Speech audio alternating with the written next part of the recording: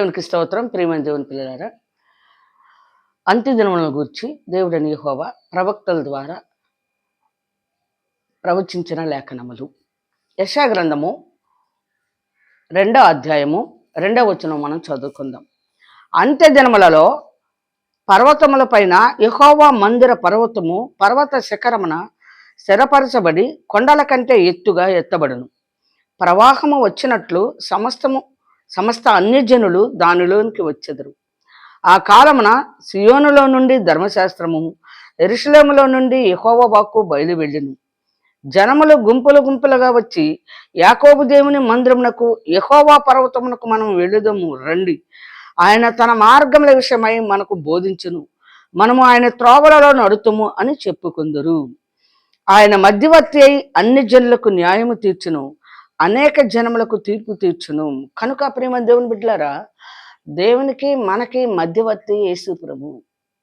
అయితే ప్రవక్త అయిన యెషయా ద్వారా దేవుడు పలికిన లేఖనములను మనము ఇప్పుడు ధ్యానం చేసుకుంటున్నాం. ఎందుకంటే అంత్యదినములలో పర్వతముల పైన యెహోవా మందిర పర్వత శిఖరమున స్థిరపరచబడి కొండల కంటే ఎత్తుగా ఎత్తబడును. ప్రవాహము వచ్చినట్లు సమస్త అన్యజనులు దానిలోనికి వచ్చెదరు. అన్ని జనులు కూడా 3 వంశముల వారు దానిలోనికి వస్తారు అంత్యదినములలో. అయితే అంత్యదినములలో 3 వంశముల వారు వస్తారు. కానీ మరి యేసు ప్రభు మధ్యవర్తి అయి వారిని నడిపిస్తూ ఉంటాడు. వారిలో యెహోవా పిలుచు వారు కనబడతారు. వారు యెహోవా నామమున ప్రార్థన చేసినప్పుడే వారు రక్షించబడతారని ఏవేలు ప్రవక్త చక్కగా మనకి ప్రవచించారు.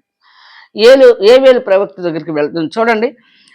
ప్రియమైన దేవుని బిడ్డలారా, యాకోబు దేవుని మందిరమునకు యెహోవా పర్వతమునకు మనము వెళ్ళుదము రండి, ఆయన తన మార్గముల విషయమై మనకు బోధించును, మనము ఆయన త్రోవలలో నడుతుము అని చెప్పుకుందరు. ఆయన మధ్యవర్తి అయి అన్ని జనులకు న్యాయము తీర్చును, అనేక జనములకు తీర్పు తీర్చును. కనుక ప్రియమైన దేవుని బిడ్డలారా, యేసు ప్రభు మధ్యవర్తిగా అన్ని జనులకు వెలుగుగాను దేవుడు పంపించాడు. అన్ని జనులు హాము సంతానము గనక, నోవాహు 2వ కుమారుని సంతానము గనక వారు నశించి నరకానికి పోవటం దేవునికి ఏమాత్రం ఇష్టం లేక యెషయా ప్రవక్త ద్వారా మరి లాస్ట్ దినాల గురించి, అంత్య దినాల గురించి మనకు ప్రవచిస్తూ ఉన్నారు. యేసు ప్రభు మధ్యవర్తిగా ఉండి మరి అన్ని జనులకు న్యాయం జరిగిస్తాడని, అన్ని జనులు అనేక మంది ఆయనను మరి సన్నిధికి రావటానికి యేసు ప్రభుని మధ్యవర్తిగా దేవుడు ఉంచాడు. మనం ఏవేలు గ్రంథంలో ఒక మాట చదువుకుందాం చూడండి. ఏవేలు ప్రవక్త అయిన ఏవేలు ద్వారా దేవుడైన యెహోవా మరి 2వ అధ్యాయము 28వ వచనంలో మనం చదువుకుందాం.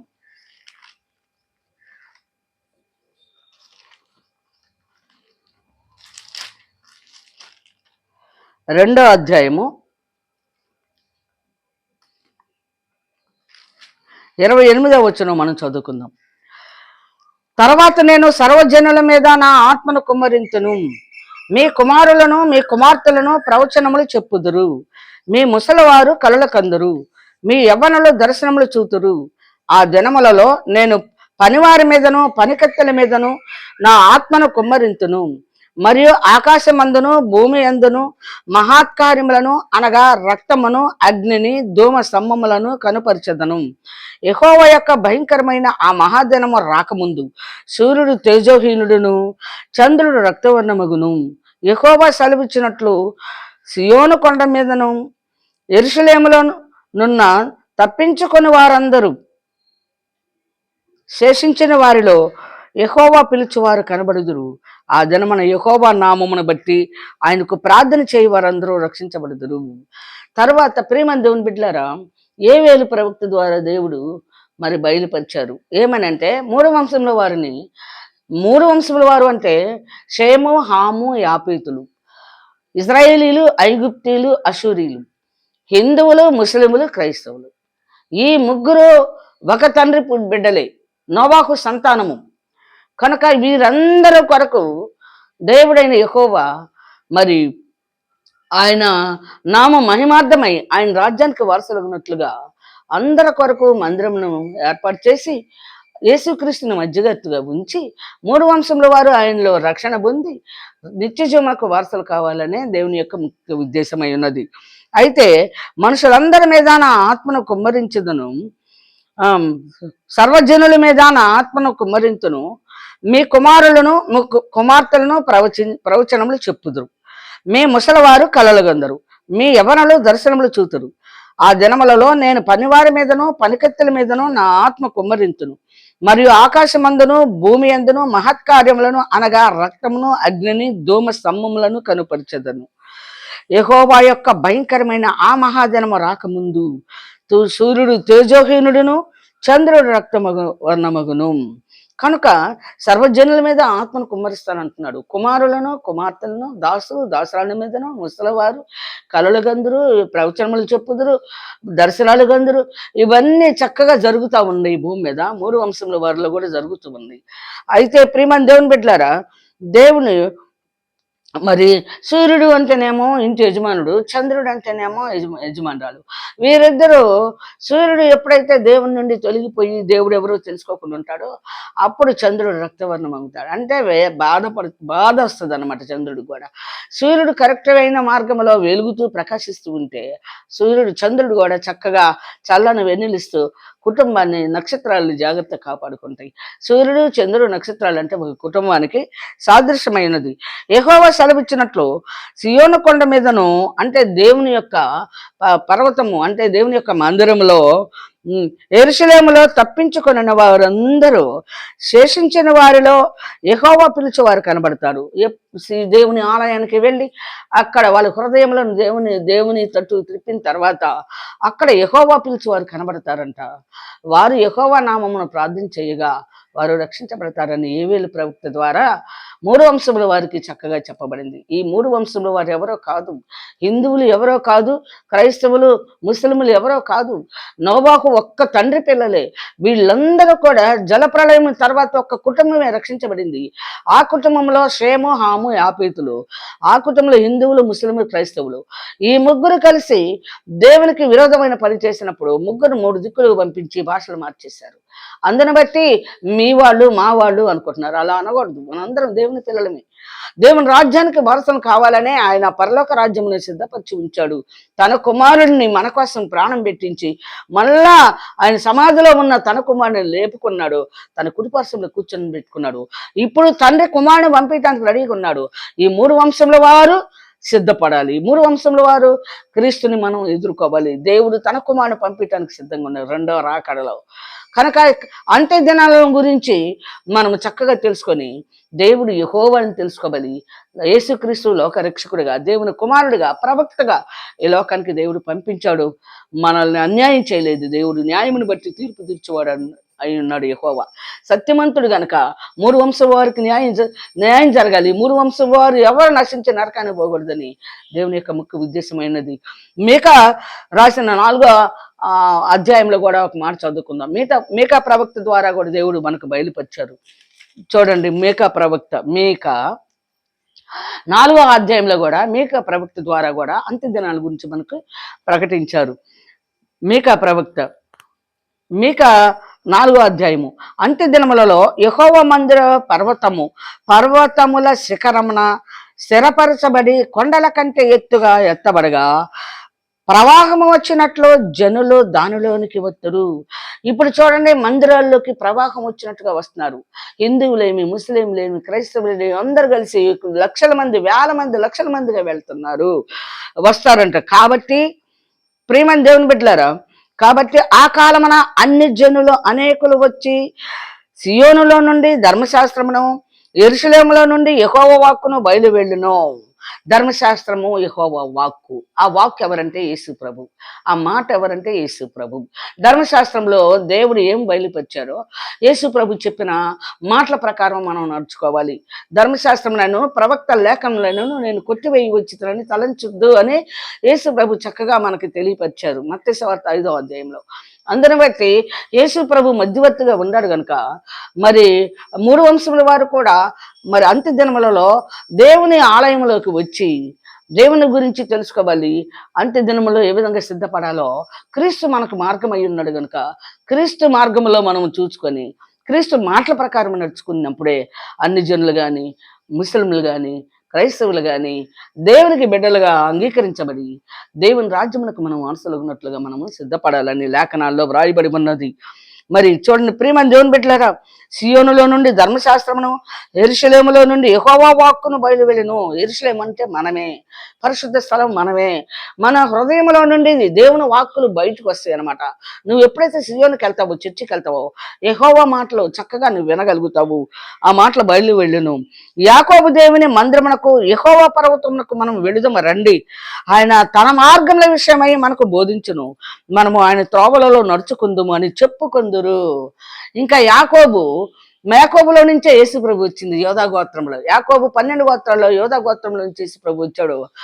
యాకోబు 12 గోత్రాల్లో యోధా గోత్రంలో యేసు ప్రభు, దావీదు వంశంలో పుట్టాడు యేసు ప్రభు.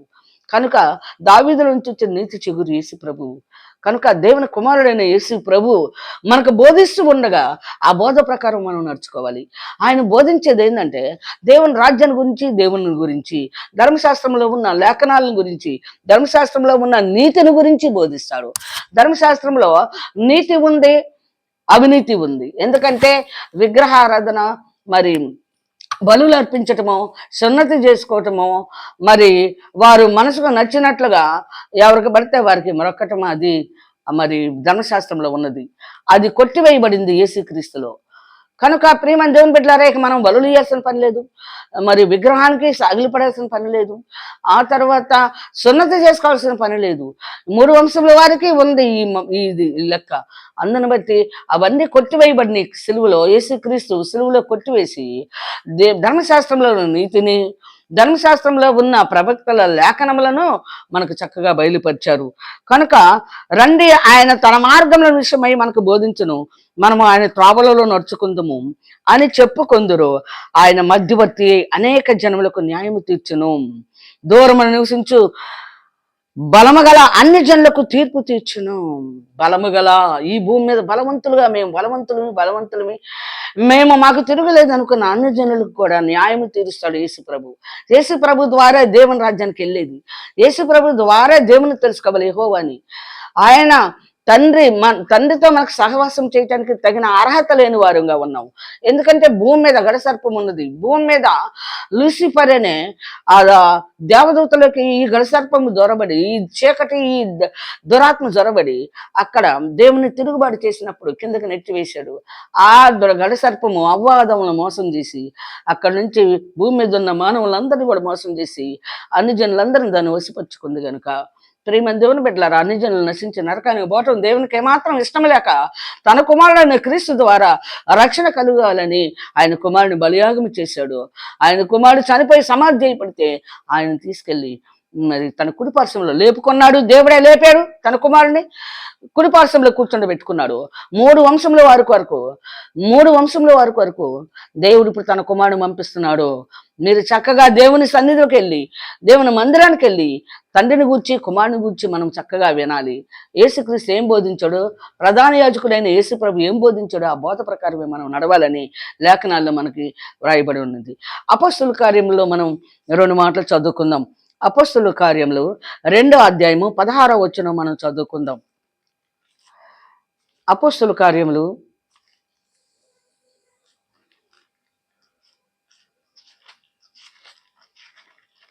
2వ అధ్యాయము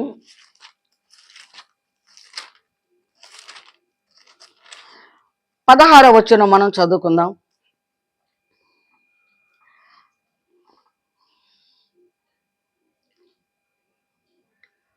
ఏవేలు ప్రవక్త ద్వారా చెప్పబడిన సంగతి ఇదే, ఏమనగా అంత్యజనములందు నేను మనుషులందరి మీద నా ఆత్మను కుమ్మరించెదను. మీ కుమారులను మీ కుమార్తెలను ప్రవచించెదరు. మీ యవ్వనులకు దర్శనములు కలుగును, మీ వృద్ధులు కలలు గందరు. ఆ జనములలో నా దాసుల మీదను నా దాసులందరి మీదను నా ఆత్మను కుమ్మరించెదను గనుక వారు ప్రవచించెదరు. పైన ఆకాశమందు మహత్కార్యములను, క్రింద భూమి మీద సూచక్రియలను, రక్తమును, అగ్నిని, పొగ, ఆవిరిని కలుగు చేసేదను. ప్రభు అంటే యెహోవా ప్రత్యక్షమగు. ఆ మహాజనము రాకముందు సూర్యుడు చీకటిగాను చంద్రుడు రక్తముగాను మారుదురు. అప్పుడు యెహోవా నామమును బట్టి ప్రార్థన చేయి వారందరూ రక్షణ పొందుదురు అని దేవుడు చెప్పుచున్నాడు. ప్రభు అంటే యెహోవా. ఇక్కడ ప్రభువు, ఆయన ప్రభు అయిన యెహోవా. ప్రభు అయిన యెహోవా నామమున ప్రార్థన చేయ వారందరూ కూడా రక్షించబడతారని అపోస్తుల కార్యంలో అపోస్తులుడైన మరి శిష్యులు ఈ మాటలు చక్కగా పలుకుతున్నారు. యోవేలు ప్రవక్త ఏం చెప్పాడు అని. మరి ఒక లేఖన భాగం మనం చదువుకుందాం. ప్రియమైన దేవుని బిడ్డలారా,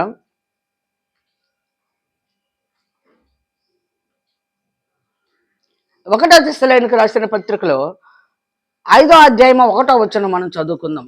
1 దెస్సలోనికీయులకు రాసిన పత్రికలో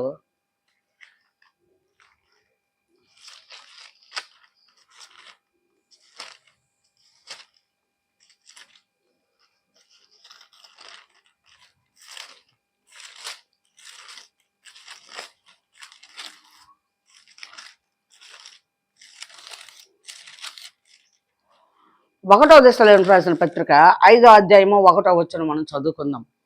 సహోదరులారా, ఆ కాలమును గూర్చి ఆ సమయమును గూర్చి మీకు రాయనక్కరలేదు. రాత్రి వేళ దొంగ ఎలాగో వచ్చునో అలాగే ప్రభు దినం వచ్చునని మీకు బాగుగా తెలియను. లోకులు నెమ్మదిగా ఉన్నది, భయమేమీ లేదని చెప్పుకొనుచుండగా గర్భిణీ స్త్రీకి ప్రసవేదన వచ్చినట్లు వారికి ఆకస్మికంగా నాశనము తటస్థించును. కనుక వారంతా మాత్రమును తప్పించుకొనలేరు. సహోదరులారా, ఆ దినము దొంగ వలె మీ మీదకి వచ్చుటకు మీరు చీకట్లో ఉన్నవారు కారు. మీరందరూ వెలుగు సంబంధులను పగటి సంబంధులనై ఉన్నారు. మనము రాత్రి వారము కాము, చీకటి వారము కాము. కావున ఇతరుల వలె నిద్రపోక మెలకుగా ఉండి మత్తులము కాక ఉందుము. నిద్రపోవారు రాత్రి వేళ నిద్రపోవుదురు, మత్తుగా ఉండువారు రాత్రి వేళ మత్తుగా ఉందురు. మనము పగటి వారమై ఉన్నాము గనుక మత్తులమై ఉండక విశ్వాస ప్రేమలను కవచమును రక్షణ నిరీక్షణను శిరస్త్రాణమును ధరించుకుందుము. ఎందుకనగా మన ప్రభు అయిన యేసుక్రీస్తు ద్వారా రక్షణ పొందుడికే దేవుడు మనలను నియమించను గాని ఉగ్రత పాలొగుటకు నియమించలేదు. మనము మేలుకొని ఉన్నను నిద్రపోవుచున్నను మనతో కూడా జీవించు నిమిత్తము ఆయన మన కొరకు మృతి పొందెను. కనుక ప్రియమైన దేవుని బిడ్డలారా, ఆ కాలమును గూర్చి ఆ సమయం గూర్చి మీకు రాయనక్కర్లేదు. రాత్రి వేళ దొంగ ఎలాగో వచ్చును అలాగే ప్రభు దినము వచ్చును. యేసు ప్రభుని దేవుడు పంపిస్తాడు. యెహోవా, ప్రభు అయిన యెహోవా తన కుమారుని లోకానికి పంపించినప్పుడు అది ఏ గడిలో వస్తుందో ఏ జాములో వస్తుందో మనకు తెలియదు. అందుకే ఇక్కడ ముందుగానే చెప్తున్నారు. ఇక్కడ అపోస్తలుడు అనబడిన పౌలు దెస్సలోనికీయులకు రాసిన దర్శన సంఘానికి చక్కగా ప్రకటిస్తా ఉన్నారు. రాత్రి వేళ దొంగ ఎలాగ వచ్చునో అలాగే ప్రభు దినము వచ్చునని మీకు బాగుగా తెలియను. లోకం అంట నెమ్మదిగా ఉందంట, హాయిగా ఆనందంగా ధనధాన్యాలు వెండి బంగారాలు ఐశ్వర్యం అంతస్తులు మేడలు మిద్దలతోటి తొలదూగుతూ మాకేం బాధ లేదు అనుకుంటున్నారంట. లోకులు నెమ్మదిగా ఉన్నది, భయమేమీ లేదని చెప్పుకొనిచుండగా గర్భిణీ స్త్రీకి ప్రసవ వేదన వచ్చినట్లు వారికి ఆకస్మికంగా నాశము తటస్థించును గనక వారెంత మాత్రము తప్పించుకొనలేరు. సహోదరులారా, ఆ దినము దొంగ వలె మీ మీదకి వచ్చుటకు మీరు చీకట్లో ఉన్నవారు కారు. మీరందరూ వెలుగు సంబంధులు పగటి సంబంధులునై ఉన్నారు. మనము రాత్రి వారము కాము, చీకటి వారము కాము. కనుక రాత్రి వారు చీకటి వారు ఈ గడి తెలీదు. మరి దేవుడు తన కుమారుని పంపిస్తాడన్న సంగతే మర్చిపోయారు. ఏ గడిలో వస్తాడో ఏ జాములో వస్తాడో కూడా తెలియదు అని చెప్తూ ఉన్నారు. కనుక గర్భిణీ స్త్రీకి ప్రసవ వేదన వచ్చినట్లు వారికి ఆకస్మికంగా నాశనము తటస్థిస్తుందంట. నాశనం. అందుకే మీరు జాగ్రత్తగా మెలకుగా ఉండమంటున్నాడు. దేవుడు ఎవరో ముందు తెలుసుకొని దేవుని కుమారుని ఎందుకు పంపించాడో తెలుసుకొని దేవుని యొక్క విధులు కట్టడలు ఆజ్ఞలు శాసనాల ప్రకారం నడుచుకొని క్రీస్తు మనకు మార్గం ఏమై ఉన్నాడో, క్రీస్తు మాటలు క్రీస్తు బోధ ఎవరి గురించి బోధించాడో, ఎవరి గురించి మాట్లాడాడో చక్కగా మనము తెలుసుకోవాలి. కనుక ఇది అంత్య దినాలు, కడవరి దినాలు. ఎందుకంటే రాజ్యం మీద రాజ్యము, మరి దేశాల మీద దేశములు, మనుషుల మీద మనుషులు, ప్రభుత్వం మీద ప్రభుత్వము, ఒకరి మీద ఒకళ్ళు మరి భయంకరంగా దాడి చేసుకుంటున్నారు. ఈ కడవర దినాలనే జ్ఞాపకం చేసుకొని మరి అపవాది పరిపాలన చేస్తుంది లోకమును. కనుక అపవాది యేసు ప్రభువును కూడా అపవాది శోధించింది. ఈ లోక రాజ్యాలన్నీ నాయి, ఒకసారి నాకు నమస్కారం చెయ్యి, నేను ఈ రాజ్యాలన్నీ నీకు ఇస్తానంటుంది. నీతిమంతులది కాదు ఈ రాజ్యము. మరి అదిగో యేసు ప్రభు మరి అపవాది లోకరాజ్యాలన్నీ నాయని చెప్తుంది కనుక లోకరాజ్యాలన్నీ దానియే. కానీ నీతిమంతులు చాలా కష్టపడతారు, చాలా బాధపడతారు. నీతిమంతులు బ్రతకటం చాలా కష్టం ఈ లోకంలో.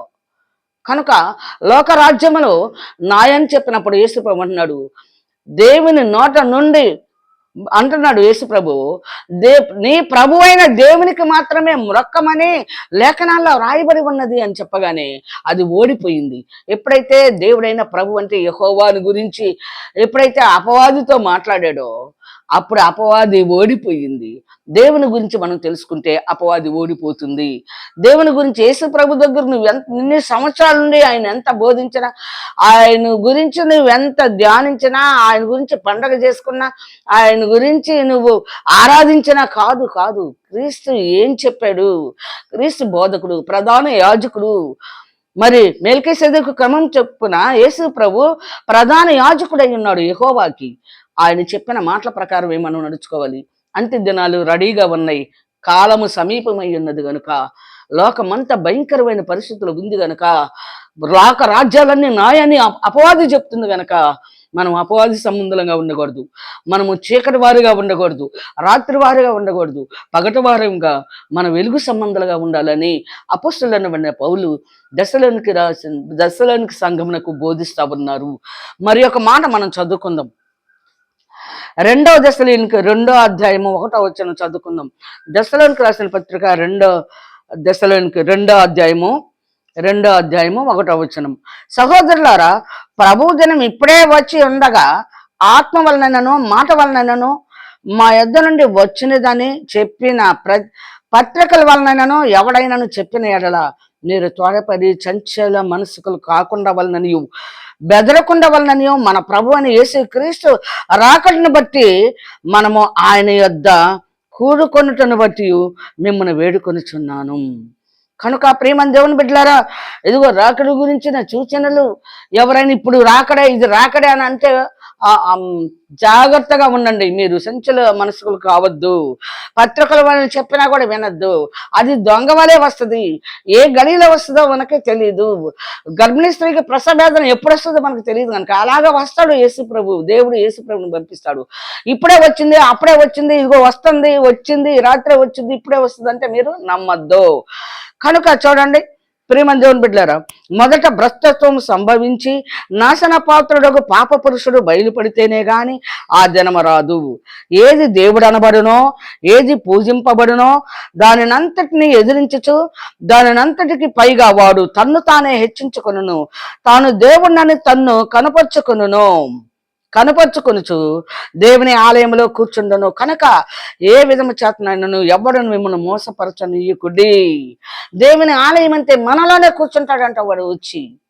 వాడు ప్రేమ దేవుని బిడ్డలారా, ఏది పూజింపబడినో, ఏది దేవుడు అనబడినో, ఏది పూజింపబడినో దాన్ని ఎదిరించుతూ దానికి అంతటికి పైగా వాడు తన్ను తానే హెచ్చించుకుంటాడంట. అపవాది తన్ను తానే హెచ్చించుకొని నేనే దేవుడును అని చెప్పి దాని పక్షాన అనేక మందిని ఏర్పాటు చేసుకొని దుష్ట సాంగత్యం మంచి నడవడి చెడుపునని దుష్ట సాంగత్యం అంతా కూడా కలిసి ప్రేమ దేవుని బిడ్డలారా, దేవుని కుమారుడి మీద మరి నేరములు మోపాలని చూస్తా ఉన్నారు. కనుక దేవుడు ఎవరో తెలియట్లేదు, దేవుని కుమారుడు ఎందుకో వచ్చాడో తెలియలేదు, దేవుని కుమారుడు మళ్ళా తిరిగి వస్తాడన్న సంగతి కూడా ఈ లోకానికి అర్థం కావట్లేదు. మరి అదిగో వస్తాడు, ఈ రోజు వస్తాడు, ఎల్లుండి వస్తాడు, 3 రోజులకు వస్తాడని చెప్తే నమ్మద్దు. గర్భిణీ స్త్రీ ప్రసవ వేదన ఆమె చెప్పుతుంది, ఆ ముందు ఆమెకు ఎప్పుడు వస్తుందో కూడా తెలియదు. దొంగ ఎప్పుడు వస్తాడో తెలుసా? అర్ధరాత్రిలో ఎప్పుడు వస్తాడో తెలియదు. ఆ దొంగ వచ్చినట్టు వస్తాడు. గర్భిణీ స్త్రీకి ప్రసవ వేదన ఎలా వస్తుందో అలా వస్తుంది. అలా వస్తాడు. దేవుడు పంపిస్తాడు తన కుమారుడిని. తన కుమారుడికి కూడా తెలియదు రాకను గురించి. తండ్రి తన కుమారుడిని పంపిస్తాడు. అప్పుడు మనము రాకను గురించిన మరి ముందుగానే మనం తెలియపరచుకోవాలి, ముందుగానే మనం సిద్ధపడాలి, ముందుగానే మనము ఆయన విధులు కట్టడలు ఆజ్ఞలు శాస్త్రాల ప్రకారం నడుచుకోవాలి. ముందుగానే యేసు ప్రభు మనకు బాల్యము నుండి మార్గం అయి ఉన్నాడు. బాల్యము నుండి చనిపోయే వరకు ఆ దేవుని ఆలయంలో చేసిన పనంతా మనం చేయాలి. యేసు ప్రభు అందుకే మార్గము సత్యము జీవము. జీవములకు ప్రవేశించాలంటే తండ్రి చిత్తాన్ని నెరవేర్చి వాడే నిత్య జీవమునకు వారసుడు. మరి యొక్క లేఖన భాగం మనం చదువుకుందాం. 2 తిమోతి 3వ అధ్యాయం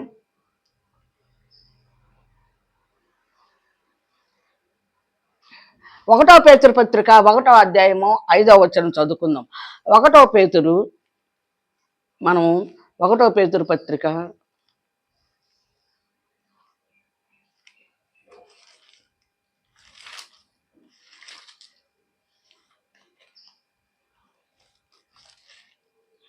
1 పేతురు పత్రిక 1వ అధ్యాయము 5వ వచనం చదువుకుందాం. కడవరి కాలమందు బయలుపరచబడుటకు సిద్ధముగానున్న రక్షణ మీకు కలుగునట్లు విశ్వాసము ద్వారా దేవుని శక్తి చేత కాపాడుబడు మీ కొరకు ఆ సామర్థ్యము పరలోకమందు భద్రపరచబడి ఉన్నది. ఇందువలన మీరు మిక్కిలి ఆనందించుచున్నారు గాని అవసరమును బట్టి నానా విధములైన శోధనల చేత ప్రస్తుతమున కొంచెం కాలము మీకు దుఃఖము కలుగుచున్నది. నశించిపోవు సువర్ణము అగ్ని పరీక్ష వలన శుద్ధపరచబడుచున్నది కదా, దానికంటే అమూల్యమైన మీ విశ్వాసము ఈ శోధనల చేత పరీక్షకు నిలిచినదై యేసుక్రీస్తు ప్రత్యక్షమైనప్పుడు మీకు మెప్పును మహిమయు ఘనతయు కలుగుటకు కారణమగును. మీరు ఆయనను చూడకపోయినను ఆయనను ప్రేమించుచున్నారు.